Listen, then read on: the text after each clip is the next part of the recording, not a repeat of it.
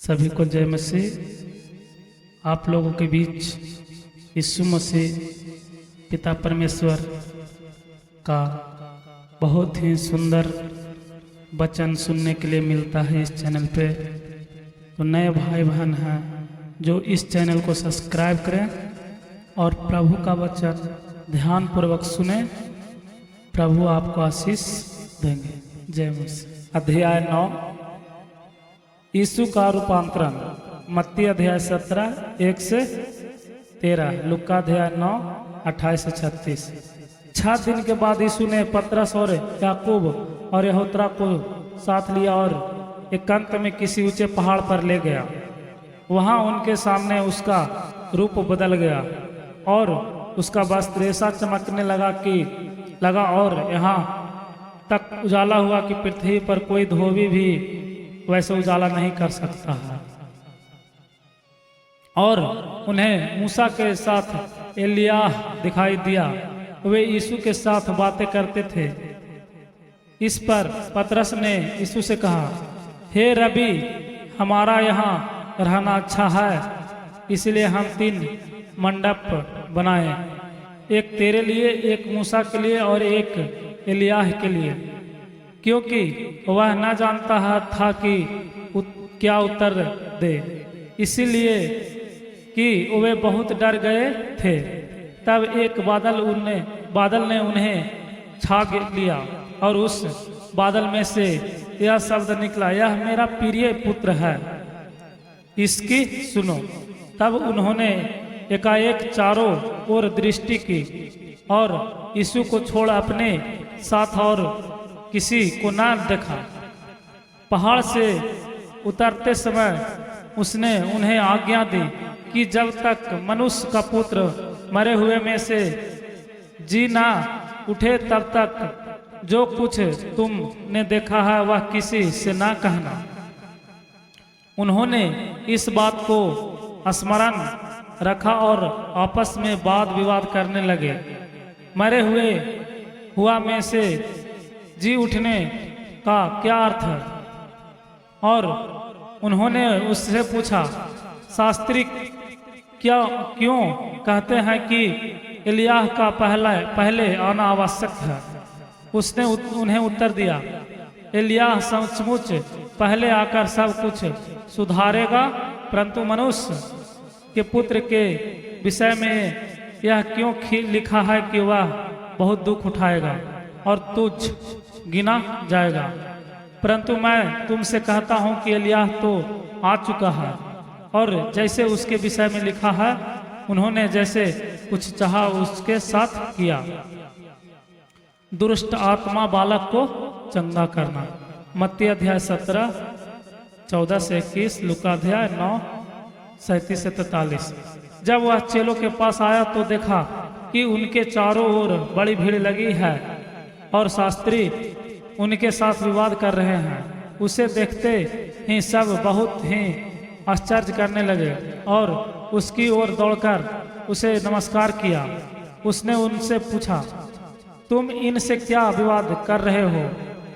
भीड़ में से एक ने उसे उत्तर दिया, हे गुरु, मैं अपने पुत्र को जिसमें गूंगी आत्मा समाई है तेरे पास लाया था। जहाँ कहीं वह उसे पकड़ती है वहीं पटक देती है और वह मुंह के फेन भर लाता है और दांत पीसता है और सूखता जाता है। मैंने तेरे चेलों से कहा कि वे उसे निकाल दे, परंतु वे निकाल ना सके। यह सुनकर उसने उनसे उत्तर देके कहा, हे अविश्वासी लोगों, मैं कब तक तुम्हारे साथ रहूंगा और कब तक तुम्हारी सहूंगा? उसे मेरे पास लाओ। तब वे उसे उसके पास ले आए और जब उसने उसे देखा तो उसे आत्मा ने तुरंत उसे मड़ोरा और वह भूमि पर गिरा और मुंह से फेन बहाते हुए लौटने लगा। उसने उसके पिता से पूछा, इसकी यह दशा कब से है? उसने कहा, बचपन से। उसने इसे नष्ट करने के लिए कभी आग और कभी पानी में गिराया। परंतु यदि तू कुछ कर सके तो हम पर तरस खाकर हमारा उपकार कर। यीशु ने उससे कहा, यदि तू कर सकता है, यह बात है, विश्वास करने के लिए सब कुछ हो सकता है। बालक के पिता ने तुरंत गिड़गिड़ाकर कहा, हे प्रभु, मैं विश्वास करता हूँ, मेरे अविश्वास का उपाय कर। जब यीशु ने देखा कि लोग दौड़कर भीड़ लग रहे हैं तो उसे अशुद्ध आत्मा को यह कहकर डांटा, हे गूंगी और बहरी आत्मा, मैं तुझे आज्ञा देता हूँ, उसमें से निकल आ और उसमें फिर कभी प्रवेश न करना। तब वह चिल्लाकर और उसे बहुत मड़ोड़ कर निकल आई और बालक मरा हुआ सा हो गया। यहाँ तक कि बहुत लोग कहने लगे कि वह मर गया। परंतु यीशु ने उसका हाथ पकड़ के उसे उठाया और वह खड़ा हो गया। जब वह घर में आया तो उसके चेलों ने एकांत में उससे पूछा, हम उसे क्यों नहीं निकाल सके? उसने उनसे कहा, यह जाति बिना प्रार्थना किसी और उपाय से निकल सकती। अपनी मृत्यु के विषय यीशु की पूर्ण भविष्यवाणी। मत्ती अध्याय 17 22 से 23, लूका अध्याय 9 43 से 45। फिर से वो वहां से चले और गलील में होकर जा रहे थे। वहां नहीं चाहता था कि कोई जाने, क्योंकि अपने चेलों को उपदेश देता और उनसे कहता था, मनुष्य का पुत्र मनुष्यों के हाथ में पकड़वाया जाएगा और वे उसे मार डालेंगे और वह मरने के 3 दिन बाद जी उठेगा। पर यह बात उनकी समझ में नहीं आई और वे उनसे पूछने से डरते थे, सबसे बड़ा कौन? मत्ती अध्याय 18 1 से 5, लूका अध्याय 9 46 से 48। फिर वे फरकुहुम में आए और घर में आकर उसने उनसे पूछा, रास्ते में तुम किस बात पर विवाद कर रहे थे? वे चुप रहे, क्योंकि मार्ग में उन्होंने आपस में यह वाद विवाद किया था कि हम से बड़ा कौन। तब उसने बैठकर 12 को बुलाया और उनमें से कहा, यदि कोई बड़ा होना चाहे तो सबसे छोटा और सब का सेवक बने।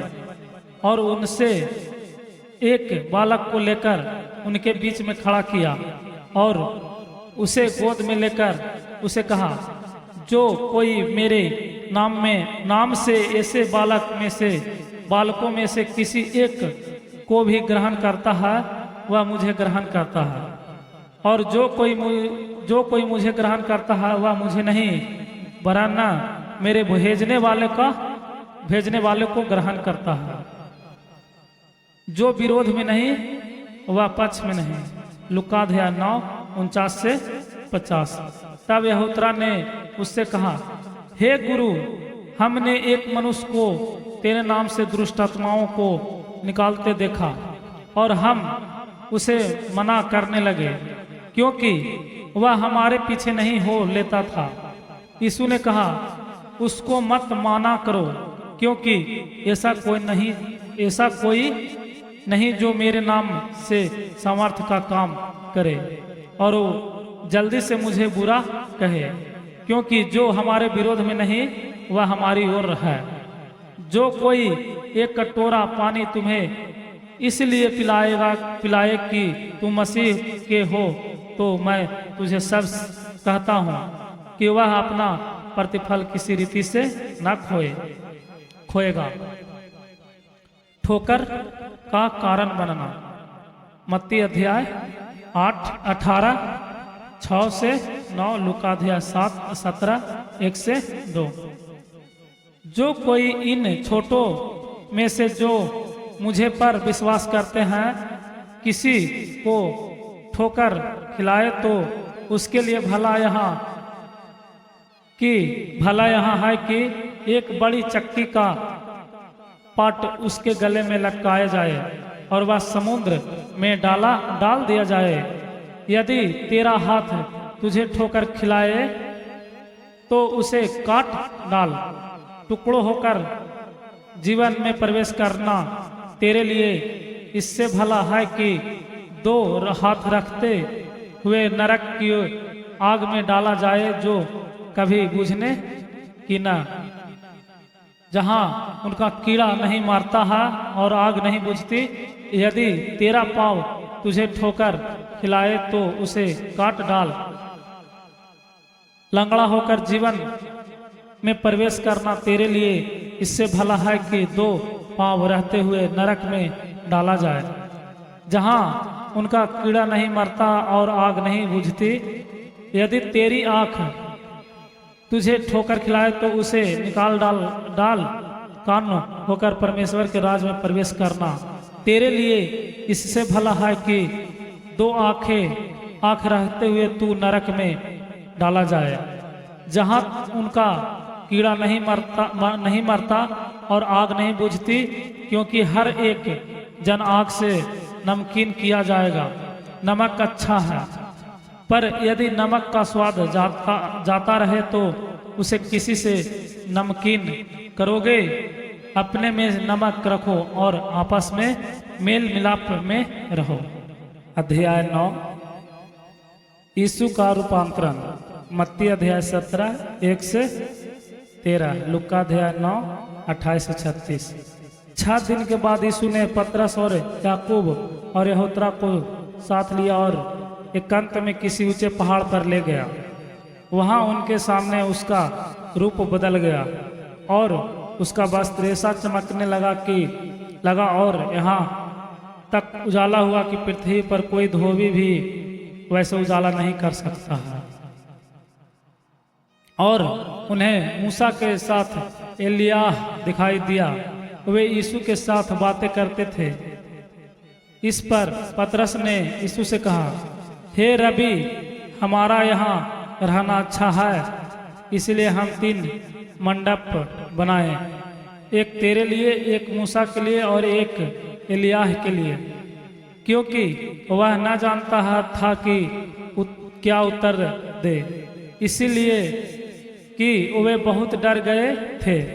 तब एक बादल ने उन्हें छा लिया और उस बादल में से यह शब्द निकला, यह मेरा प्रिय पुत्र है, इसकी सुनो। तब उन्होंने एकाएक चारों ओर दृष्टि की और यीशु को छोड़ अपने साथ और किसी को न देखा। पहाड़ से उतरते समय उसने उन्हें आज्ञा दी कि जब तक मनुष्य का पुत्र मरे हुए में से जी ना उठे तब तक जो कुछ तुमने देखा है वह किसी से ना कहना। उन्होंने इस बात को स्मरण रखा और आपस में वाद विवाद करने लगे। मरे हुआ में से जी उठने का क्या अर्थ है? और उन्होंने उससे पूछा, शास्त्री क्यों कहते हैं कि एलियाह का पहले आना आवश्यक है? उसने उन्हें उत्तर दिया, एलियाह सचमुच पहले आकर सब कुछ सुधारेगा, परंतु मनुष्य के पुत्र के विषय में यह क्यों लिखा है कि वह बहुत दुख उठाएगा और तुझ गिना जाएगा। परंतु मैं तुमसे कहता हूं कि एलियाह तो आ चुका है और जैसे उसके विषय में लिखा है उन्होंने जैसे कुछ चाहा उसके साथ किया। दुष्ट आत्मा बालक को चंगा करना।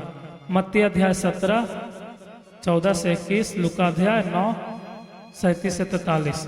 जब वह चेलों के पास आया तो देखा कि उनके चारों ओर बड़ी भीड़ लगी है और शास्त्री उनके साथ विवाद कर रहे हैं। उसे देखते ही सब बहुत ही आश्चर्य करने लगे और उसकी ओर दौड़कर उसे नमस्कार किया।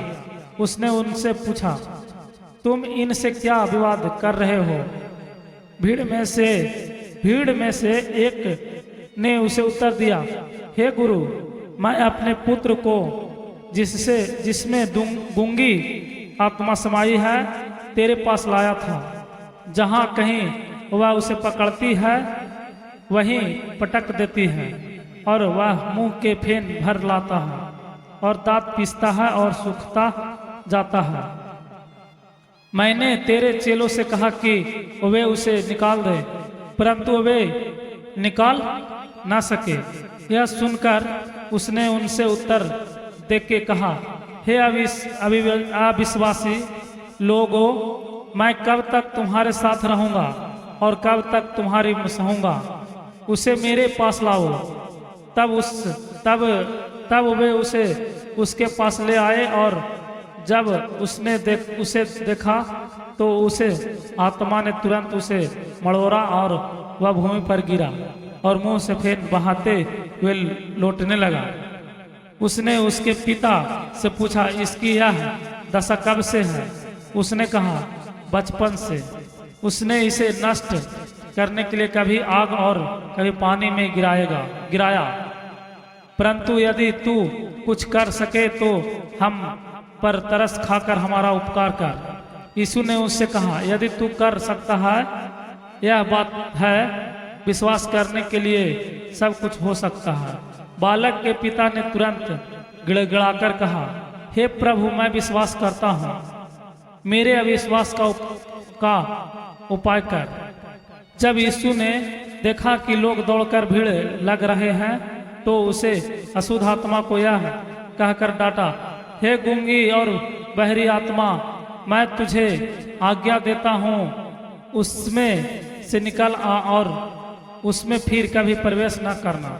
तब वह चिल्लाकर और उसे बहुत मड़ोड़ कर निकल आई और बालक मरा हुआ सा हो गया। यहाँ तक कि बहुत लोग कहने लगे कि वह मर गया। परंतु यीशु ने उसका हाथ पकड़ के उसे उठाया और वह खड़ा हो गया। जब वह घर में आया तो उसके चेलों ने एकांत में उससे पूछा, हम उसे क्यों नहीं निकाल सके?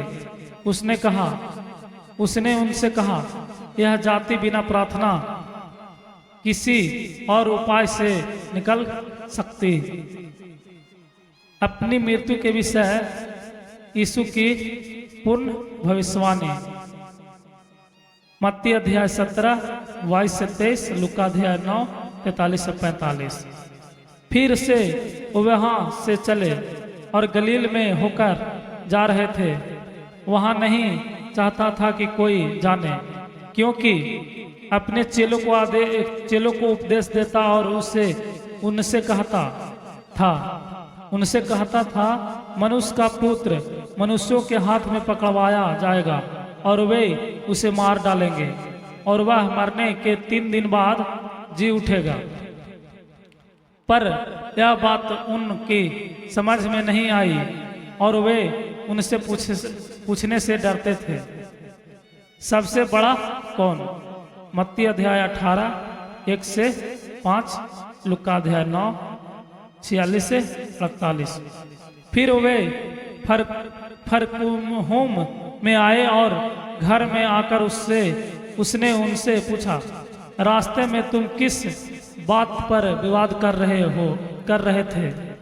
वे चुप रहे, क्योंकि मार्ग में उन्होंने आपस में यह वाद विवाद किया था कि हम से बड़ा कौन।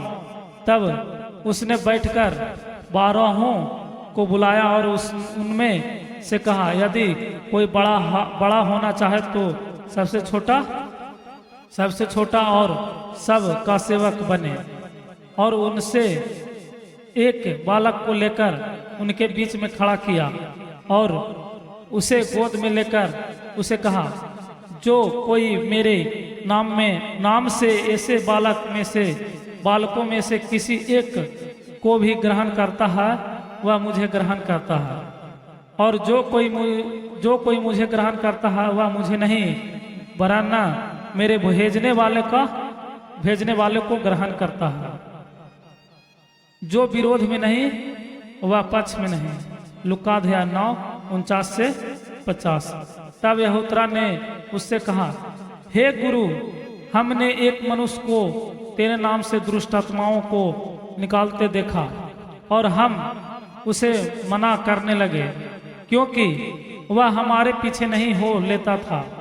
यीशु ने कहा, उसको मत माना करो, क्योंकि ऐसा कोई नहीं जो मेरे नाम से सामर्थ्य का काम करे और वो जल्दी से मुझे बुरा कहे, क्योंकि जो हमारे विरोध में नहीं वह हमारी ओर है। जो कोई एक कटोरा पानी तुम्हें इसलिए पिलाए कि तुम मसीह के हो, तो मैं तुझे सब कहता हूँ कि वह अपना प्रतिफल किसी रीति से न खोएगा। ठोकर का कारण बनना। मत्ती अध्याय 8:18, 6 से 9, लूका अध्याय 7:17, 1 से 2।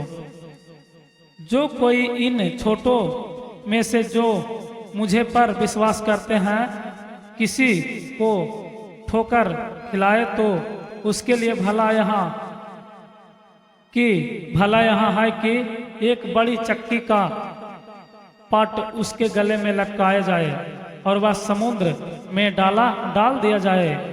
यदि तेरा हाथ तुझे ठोकर खिलाए तो उसे काट डाल। टुकड़ों होकर जीवन में प्रवेश करना तेरे लिए इससे भला है कि 2 हाथ रखते हुए नरक की आग में डाला जाए, जो कभी बुझने की न, जहां उनका कीड़ा नहीं मारता है और आग नहीं बुझती। यदि तेरा पाँव तुझे ठोकर खिलाए तो उसे काट डाल। लंगड़ा होकर जीवन में प्रवेश करना तेरे लिए इससे भला है कि 2 पाँव रहते हुए नरक में डाला जाए, जहां उनका कीड़ा नहीं मरता और आग नहीं बुझती। यदि तेरी आँख तुझे ठोकर खिलाए तो उसे निकाल डाल। कान होकर परमेश्वर के राज में प्रवेश करना तेरे लिए इससे भला है कि 2 आँख रहते हुए तू नरक में डाला जाए, जहां उनका कीड़ा नहीं मरता और आग नहीं बुझती, क्योंकि हर एक जन आग से नमकीन किया जाएगा। नमक अच्छा है, पर यदि नमक का स्वाद जाता रहे तो उसे किसी से नमकीन करोगे। अपने में नमक रखो और आपस में मेल मिलाप में रहो। जय मसीह। हालेलुया।